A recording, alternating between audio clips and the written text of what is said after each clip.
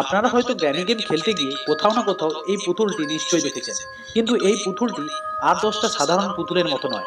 এই পুতুলটি এই বক্সের মধ্যে রেখে দিলে তখন গ্র্যানি অদ্ভুতভাবে ওখান থেকে অদৃশ্য হয়ে যায়। এবার প্রশ্ন জাগে, এই পুতুলটি কার?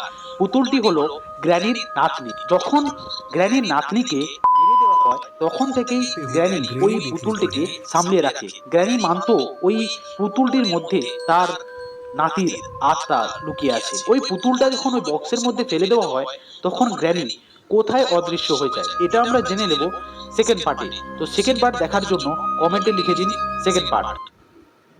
আপনারা হয়তো গ্র্যানি গেম খেলতে গিয়ে কোথাও না কোথাও এই পুতুলটি নিশ্চয়ই দেখেছেন, কিন্তু এই পুতুলটি আর 10টা সাধারণ পুতুলের মতো নয়।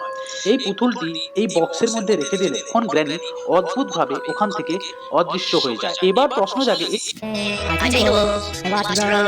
Just see I live, there's no family alone. More potato, more potato, more potato, more potato, more potato, more potato, more potato, more potato, more potato, more potato, more potato, more. More potato, more potato, more potato, more potato, more potato, more potato, more potato, more potato, more potato, more potato, more potato, more. More potato, more potato, more potato, more potato, more potato, more potato, more potato, more potato, more potato, more potato.